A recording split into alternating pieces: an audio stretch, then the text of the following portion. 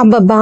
ఇది కదండీ అసలు సిసలైన ఇడ్లీ పొడి అంటే, ఒక్కసారి చేసి పెట్టుకున్నామంటే మనము, మన ఇంట్లో వాళ్ళు చట్నీ, సాంబార్ అలా అడగకుండానే ఇడ్లీని ఈ పొడితోనే కంప్లీట్ చేసేస్తారంటే నమ్ముతారండి?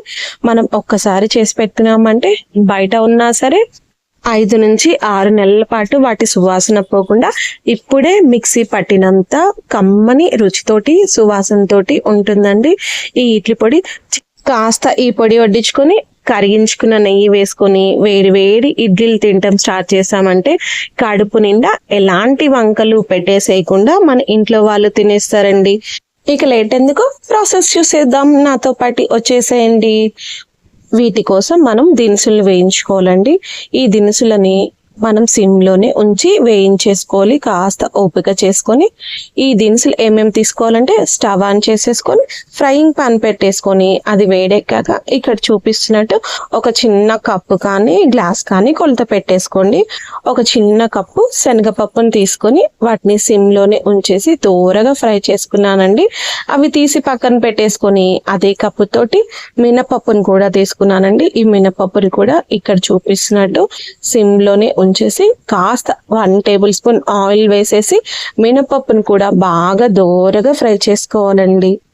వీటిని కూడా పక్కన పెట్టేసి ఇప్పుడు ఇదే ఫ్రైయింగ్ ప్యాన్ లోకి 1 టేబుల్ స్పూన్ ఆయిల్ వేసేసాను. ఆయిల్ వేసాక మన కారానికి సరిపడా ఎండుమిరపకాయలు తీసుకున్నాను. అవి కొంచెం ఫ్రై అయ్యాక ఒక గుప్పెడు కరివేపాకుని ముందే క్లీన్ చేసేసి తడి ఏం లేకుండా చూసుకొని ఆ కరివేపాకును కూడా ఇందులో వేసేసి బాగా ఫ్రై చేశానండి. తర్వాత మనం శనగపప్పుని, మినపప్పును ఏ కప్పుతో తీసుకున్నామో అదే కప్పుతోటి ఒక చిన్న కప్పు నువ్వులు కూడా తీసుకొని దాన్ని కూడా ఫ్రై చేసుకున్నాను.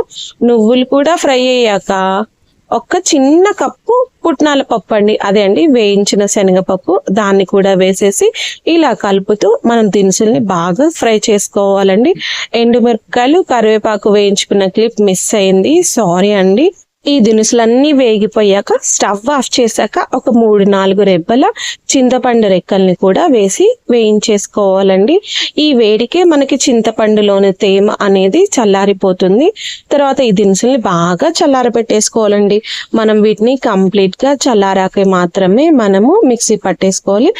ఇందులోనే ముందుగా వేయించిన శనగపప్పు, మినపప్పు కూడా వేసేసి రుచికి సరిపడా ఉప్పు వేసుకోవాలండి. ఈ ఉప్పును అంతా కలిసిపోయేలాగా కలిపేసుకున్నాక మనం మసాలాలు పట్టుకుంటాం కదా, చిన్న మిక్సీ జార్ తీసేసుకున్నాను. చిన్న మిక్సీ జార్లోకి వీటిని అన్నింటినీ వేసేసి మనము వీటిని మిక్సీ పట్టేసుకోవాలండి. పూర్తి మెత్తగా మిక్సీ పట్టేసుకోవద్దు, కాస్త బరకగా ఉంటేనే మనకి ఇడ్లీ పొడి టేస్టీగా ఉంటుందండి. ఇవన్నీ వేసేసుకున్నాం కదా, చివరగా ఇలా ఒక 10 రెబ్బలు పొట్టు తీయని వెల్లుల్లి రెబ్బలు వేసేసి ఇలా బరకగా మిక్సీ పట్టేసి ఒక 8 జార్లోకి తీసేసుకున్నానండి. పొడిని కంప్లీట్ గా చల్లారాక మాత్రమే క్యాప్ క్లోజ్ చేసేసి బయటైనా నిల్వ ఉంచేసుకోవచ్చు, అలాగే ఫ్రిడ్జ్ లో అయినా సరే స్టోర్ చేసేసుకోవచ్చు అండి. బయట ఉన్నా సరే కనీసం 5-6 నెలల పాటు ఈ సువాసన అనేది అస్సలు పోదండి. మనం దినుసుల్ని కంప్లీట్ గా సిమ్ లో ఉంచి వేయించేసుకున్నాం కదా, సో లోపల వరకు పప్పు దినుసులు అనేటివి వేగిపోతాయి.